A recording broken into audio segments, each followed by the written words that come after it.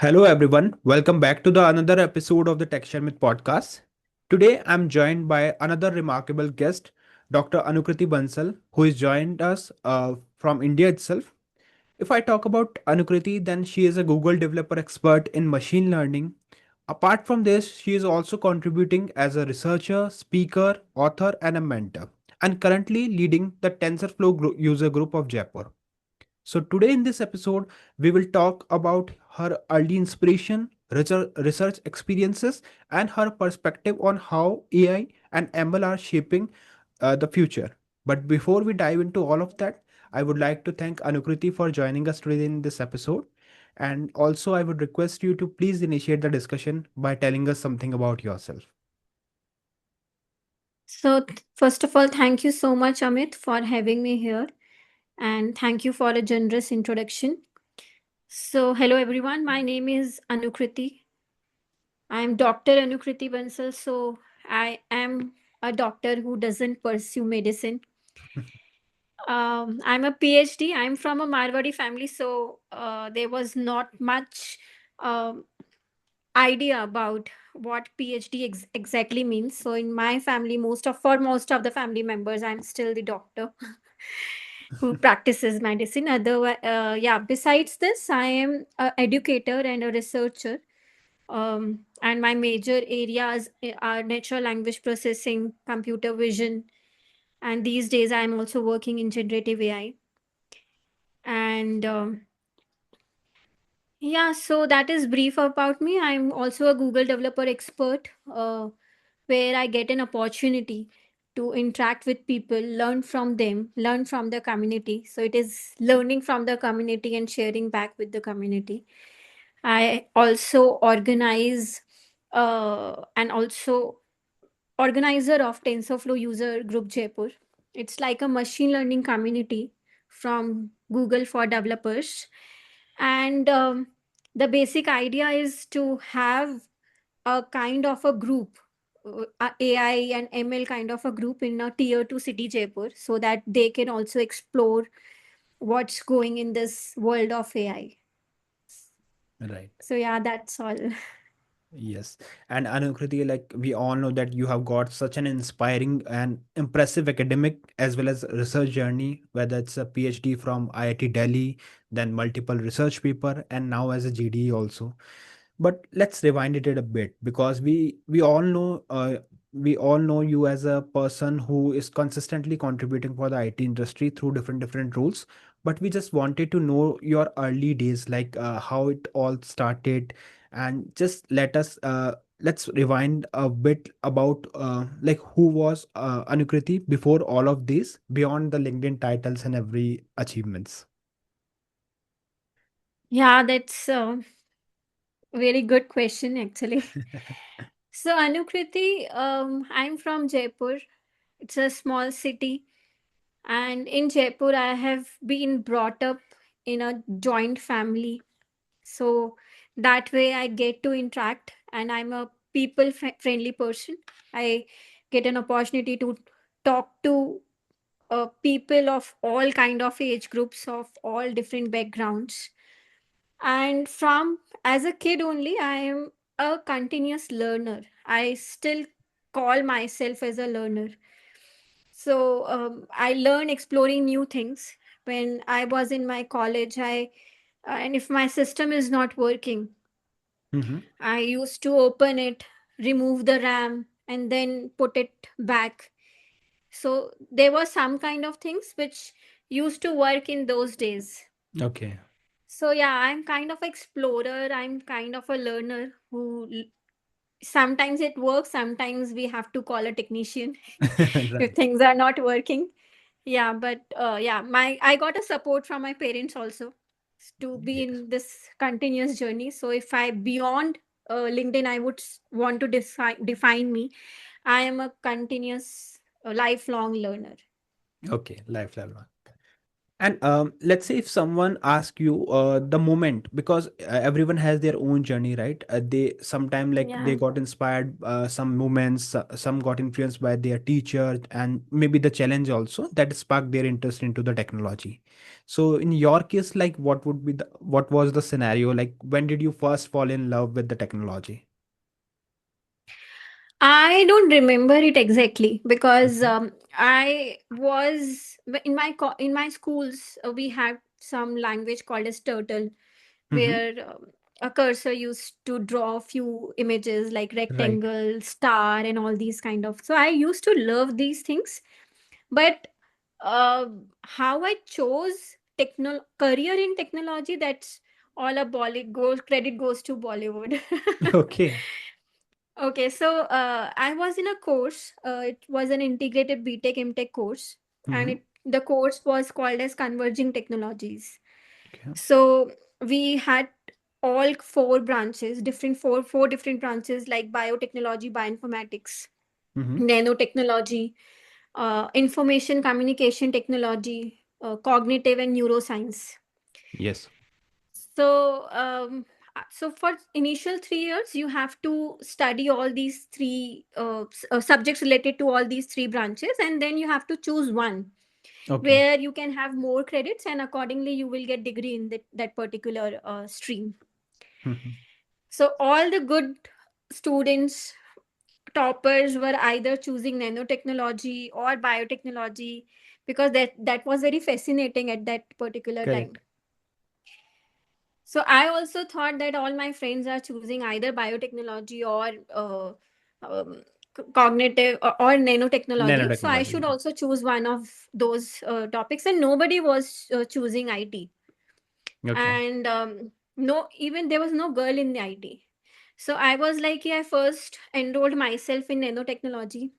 Then Mm-hmm. I thought, no, my interest lies in coding and all these stuff. So I should choose IT. Then I again wrote an application that instead of nanotechnology, I want to choose IT. But again, I thought there is no girl in IT. There are Mm-hmm. all boys. And Okay. all my friends are in nanotechnology. So I again chose nanotechnology. Then with my parents, I went to watch a movie, Three Idiots. Okay. And All in that movie, it was shown कि वो करो जिसमें तुम्हारा मन है, interest है. right. And then in the next morning, I went to my joint director and said that I know I want to choose IT only. Okay. So since I was like going from one branch to another and was so confused, so she gave me 10 to 15 days time, and Mm-hmm. in that application she wrote that after 15 days, I'm giving her 15 days, and then whatever branch she wants to decide, she will be in Okay. that branch. So that is how I don't know about the love for technology, but yes, I joined this stream for my career, inspired by Three Idiots. And I think most of this audience will agree on this, that your journey is also as inspiring as the Three Idiot movie, because now if any student is watching this podcast, they have some idea like how to change the career or maybe the stream if you want to follow your passion. And I think this is something that every person feel that whether it's the right time or not, but when we take a step, then for sure like there is a line that we can follow in order to achieve our dreams. So your journey is also quite inspiring. Yeah. And how was your time with IIT Delhi? Like you graduated from IIT Delhi, right? So how was that experience?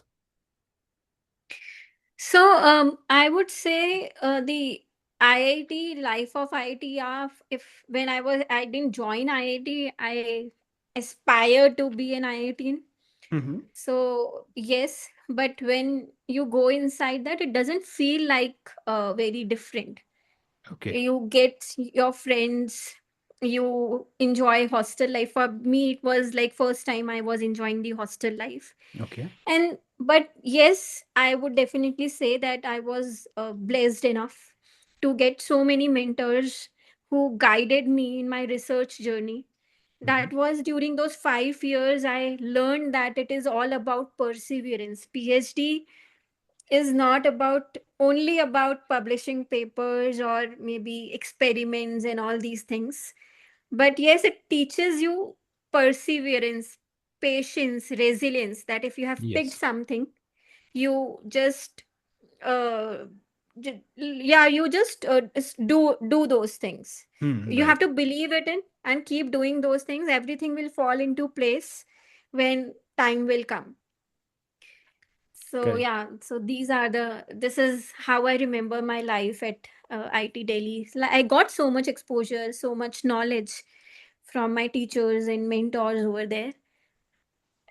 Yeah, so that is And all about it. from your perspective, like what you think, like what are the things that those students missed who are not able to join the IIT in order to do their graduation and all? Did you find anything there which is completely different from other colleges, or anything that you think that yes, this is the thing that you can only experience when you are working or studying in the IIT of No, I would say that people from different colleges, they like, you can find good mentors in all the colleges. Mhm, Whether it's a government driven college, maybe IIT and ITs or triple ITs, or mhm, there are some other colleges, private institutes. right. Um, so you have these research mentors or teachers in all these areas, and the journey in the journey of PhD is more or less the same, whether you are an IITian or you are not an IITian. Okay. Journey of a PhD scholar or a research scholar is almost the same. Okay. So that doesn't mean like IIT professor will do your thesis and everything. You have to do it by your own. They guide. Yes, you get a good mentorship, but I Right. won't say that all other colleges, if they don't need to feel a FOMO Correct. if they have not able to get into IIT, because at the end it's not only about the research paper, it's like understanding and your approach to a Right. problem, how well you develop a understands a problem, define the questions related to that problem, and then work on those questions. So Correct. PhD and research is all about these things. So even if you have missed something, you Hmm. can do similar work outside IIT as well. And then we have like different conferences where you get mentorship of people or the professors from India, from the top institutes of India and the abroad as well. So Correct. then you can join and attend these conferences, workshops, and get the regular mentorships of the experts. Right. And I think this answer also helped students to understand that doesn't matter like where you are studying. If you have to publish the research paper, or you have to do some kind of work, at the end skill matters, right? College is there for Yes. sure. Like you will get the support from, and maybe the marginal difference would be there. But at the end, like you have to do your own thing. You have to select the topic and you have to follow it. You have to take care of all those challenges that are in the way. So maybe those who are from other college, they can also try to do the thing that they wanted to do, and try to get what is waiting for them in the future, because it hardly matter like where you are studying. You have to just follow your passion in order to get the things better. Right, right. Okay, Anukriti, as I mentioned earlier, also like most of the students or your co-workers know you as a person like who have achieved so many things in their life, in your life by contributing. Because this kind of work is something that no one is doing for the kind of certification or to achieve the titles and award, right? This is your passion for sure, whether it's your work with the community, but at the end like you are rewarded because your work is helping other also, right? So we know your contributions, your achievement, but what do you think, like what is the one thing in your life that completely changed your life, any moment that no one knows about, and you wanted to share, like maybe any particular thing that you would like to share here? There are so many things actually, Okay. because I won't say one particular moment, Hmm. because every time I failed, I Okay. learned something new. So all my failures, if I combine them, so Hmm. they have shaped me a person what I am today. So not my successes, but the failures when um I didn't know where to go, what to do. I was in totally messed up situation. So that point of time, those failures taught me the importance of a process, that like the process matters much rather than those end goals. Correct. So you learn through a process. If the end goal is in your favor or not doesn't matter, but Agree. your process is important, so you have to be grateful for the process. So yes, my failures taught me so many things what I am today. And another is, one thing I don't know, but yes, there are three most important people in my life who Mm-hmm. have helped me through my tough times and like contributed the what I am today. Okay. One, my father, my mother. I'm from a very typical Marwadi family where as soon as you reach the age of 2021, you are like you will be married to someone. Correct. So in that family, my parents give me the opportunity and freedom to pursue my career and my dreams. And later on, I would say that now my husband, he has supported me a lot. He is Hmm. supporting me a lot. So I always say that we have a slogan by our Honorable Prime Minister Narendra Modi, that Beti Padhao, Beti Bachao. Right. But yes, so as a parents, you can help your daughter in achieving her dreams. But yes, then there is a role of a husband also. Correct. Like when she's not a Beti, now Yes. there should be a somebody to help and support her. So that credit goes to my husband. Correct. And I think these kind of support is something that really matters, because at the end, like, you know what you are going to do, but if these kind of people are around you, then things would be much easier for you to proceed Yes. with the your goals. So, okay, so now we will talk bit about your research work, because although like there are plenty of things that you have submitted as your research paper, and there are multiple papers, but we will talk few of about. So you have done one research on in the table extraction, document image Yeah. analysis, and pattern recognition. So, Yeah. Anukriti, for someone who is not from the technical background, how do these technologies make life easier for the people? Because you have done research on it, so I'm sure like you also keep in mind that yes, at the end, those person who are from the non-technical background, they are also going to use it. So, what is your opinion? Like how you will define these things to those who are not so much familiar with the technological things? So I would say that these days we have Gemini. Like Mm-hmm. after my, but my research work was before all these technologies and all these LLMs and VLMs came into existence. Yeah. So to explain you in like a very simple example, everybody have used Adobe Reader or Mm-hmm. some PDF reader. Right. So most of the PDF reader, if they are in proper format, you will be able to read it, select some text, copy the text, and search for some particular words or text. Right. But suppose that PDF is scanned, made out of joining scanned images. You Mm-hmm. will not be able to select anything. You will not be able to search those PDFs.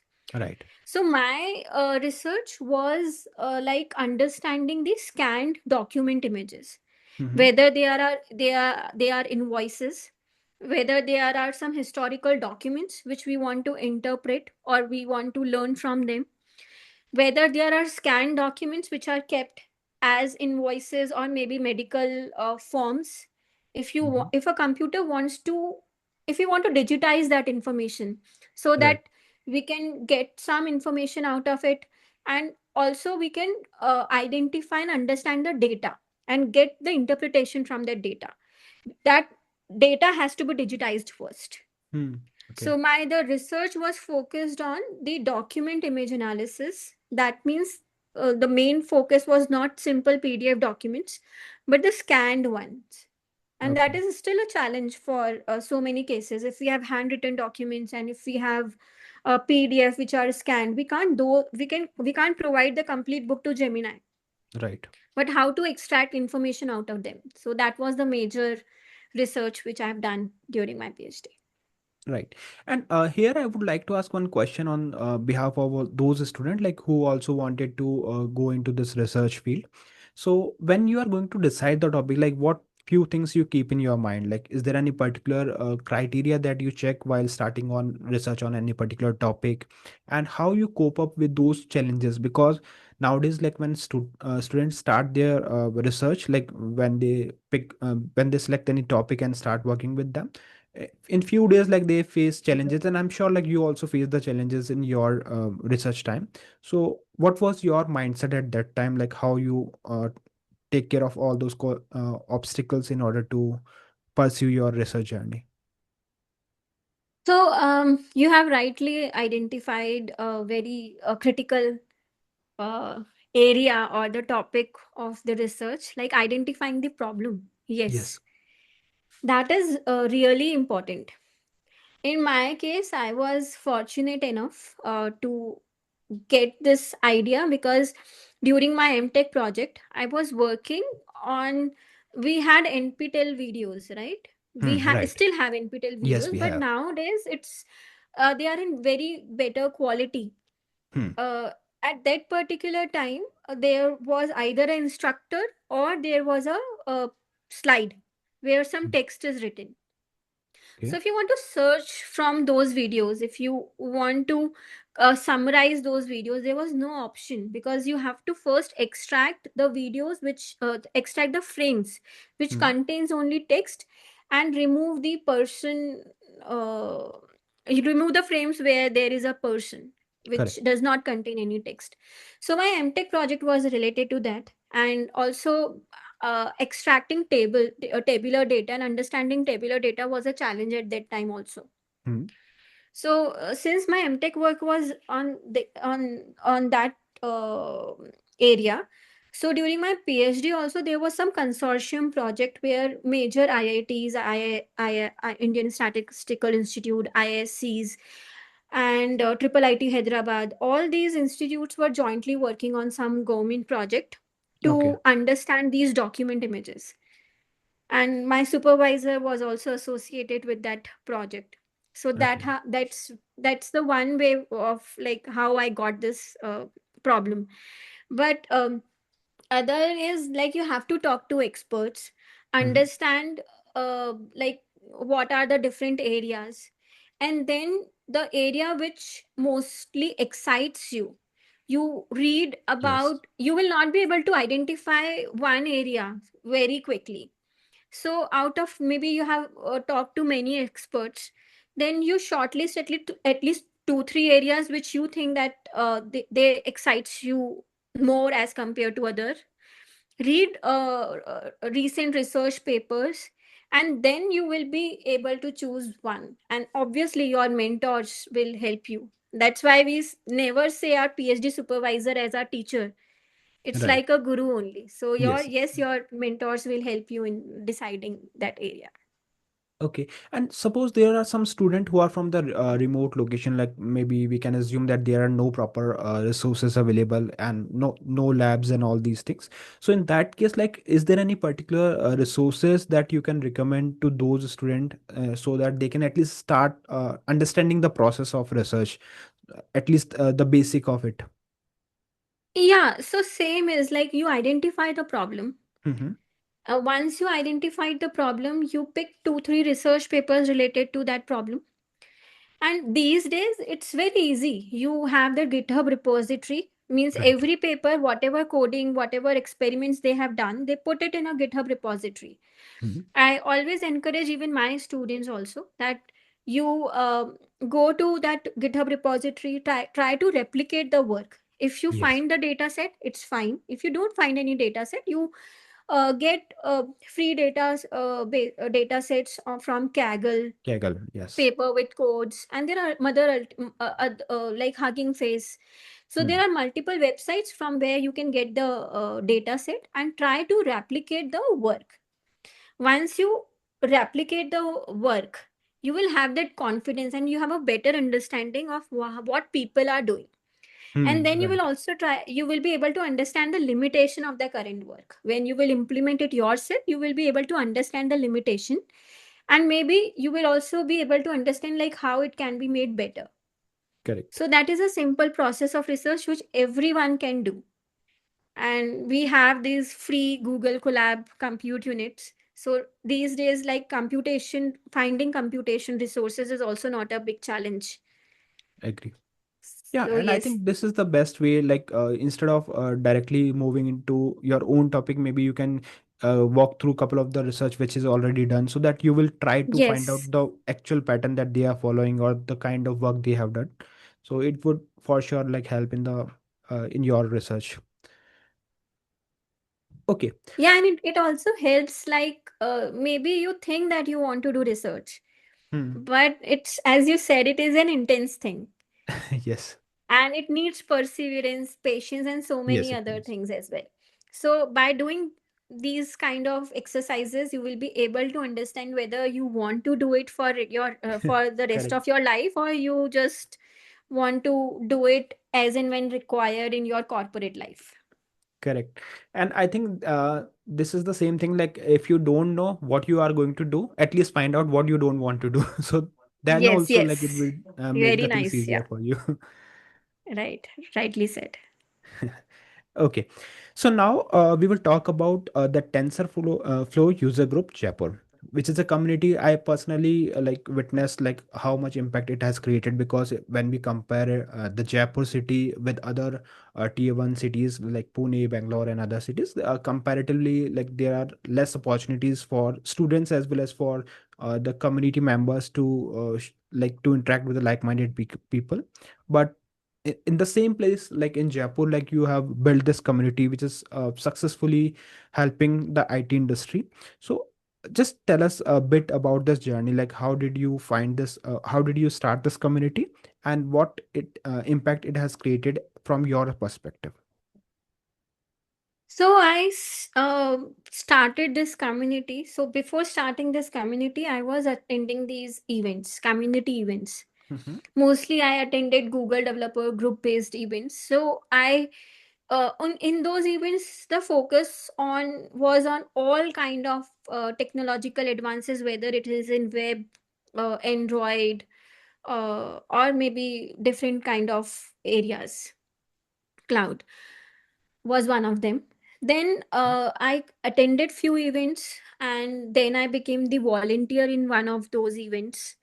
Okay. And later on, I realized that yes, there are events. These Google developer groups, the Google Developer Cloud, they are doing very good. But there is no specific community which is dedicated for AI and ML.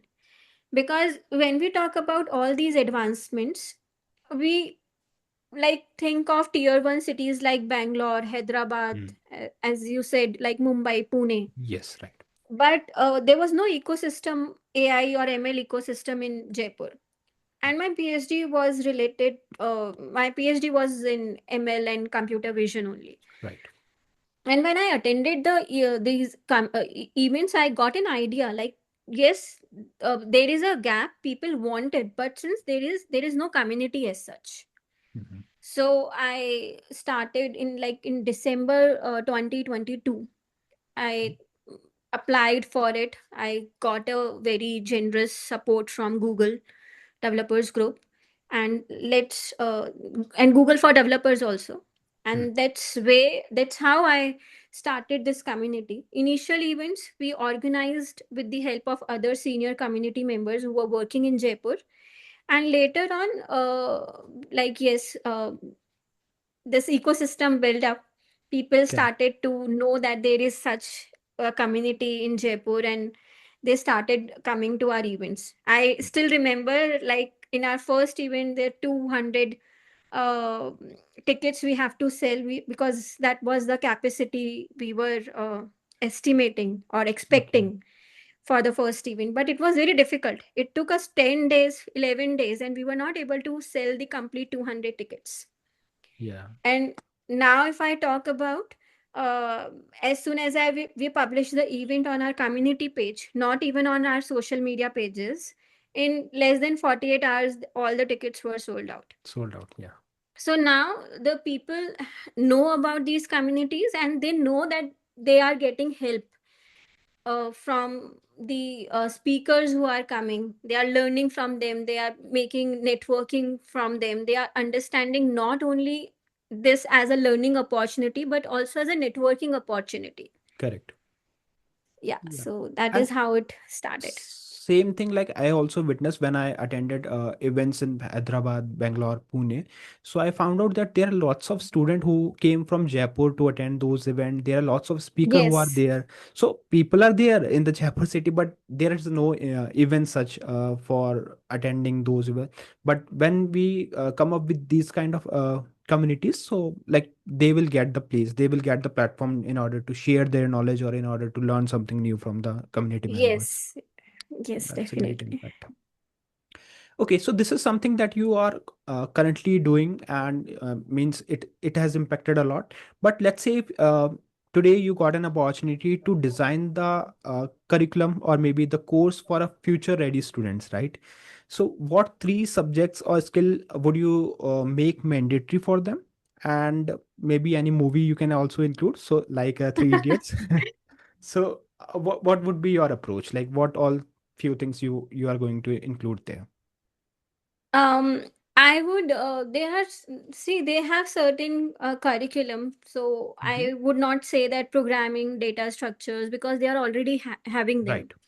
But the three skills, if I would want to recommend, one would be the computational thinking, because Okay. people are doing programming, they are learning the syntax, they are writing it. But now AI is also Gen AI, all these have, we have the code assistants. They are also Correct. writing the code. So the major is the computational thinking, like how to break a complex problem into small logical steps that can give you the desired response or output. Yes. So one would be the computational thinking. Second, I would recommend ethics, AI ethics and security, so that Mhm. whatever models we are developing, we should design them responsibly. We should know how to use them responsibly. Yes. And security, I think, will play a major impact. How to save these models, and we should have some idea about the security aspects as well. And third, which I think is lacking in so many people to become a leader, Mm. is the storytelling and communication. They have the idea, they have done so much work, but they don't know how to present it in Correct. a better way. So, storytelling and the communication would be my third skill, which I would definitely want to include in that. Yes, and I think these are the things that should be mandatory for everyone, because in corporate world we also know that there are some few, employees who are good with the technical thing, but Yes. when there is a moment to explain those things to clients, they are not that much comfortable. So if they follow these kind of communication sessions, or maybe they can come up with some good leadership qualities, so it would be much more easier for them to showcase their skill set, because they know the technical thing, they just need a communication in Right. order to deliver it. So these are the things that would really help. This is like also help in building our entrepreneurs, young entrepreneurs, because they have the idea. These Right, they have idea. generation is very bright. Yes. They have the idea, so they should know how to pitch their idea properly. Correct. Yes. Yeah. Okay, so although like we have plenty of things that we can discuss here, but we are short on time, so I just want to ask my last question, and this is regarding your habit, because although like you have explained everything in a very easy way, but we all know that it's not that easy, right? It's not everyone's cup of tea to do research, contribute for the community, and also advocating for the Google kind of events. So what do you think, like what one habit that you follow in your day-to-day life that is helping you to manage your time efficiently, and how you are doing so much things together? So I don't know what to say, but the one thing which I am practicing, and I can be like on and off in these practices. Mm-hmm. So I would suggest two things. One would be if you can write, if you can plan your day. Okay. So, so I plan my day properly, like what are the things I want to do. And then at the end, I write how my day went. Okay. So, writing, and I also make it a habit that I at least should read at least single article, maybe on Medium, Mm-hmm. or maybe a small paper, research paper. I read and write um, on a daily basis. Okay. Writing in the morning help me plan, and it like focuses my mind, like these are the things which I want to do. And when I'm writing how my day went, it is also again help me process my brain properly. It also help me calm me down. Correct. Like we have to do so many things. So I always say that take a break, take a pause, deep Hmm. breathe for like 2 minutes. That will help you increase your focus also. And write, so that you are in this habit. It will later on, if you want to do research, it will help you in writing papers. You will know how to write your thoughts properly. Correct. And yes, it will help you later in every aspect, maybe writing reports, writing blogs, giving presentations, preparing presentations, taking sessions everywhere. So this writing habit and reading habit, I think that is a one can pick Correct. So as a daily routine. I think audience will get like they get the secret sauce of your success, and now they will ask for your notes that you are preparing daily, because that would help them to follow as a roadmap. So I'm sure like you will get so many pings after this podcast. Okay. All right. So yeah, thank you so much, Anukriti, for joining us in this episode, for sharing your expertise and for explaining the research field in a very simple way. I'm sure like those who are interested into research field, they will get lots of inspiration from this journey. So thank you once again for being a part of the show. Thank you so much. Thank you so much for having me. Thank you.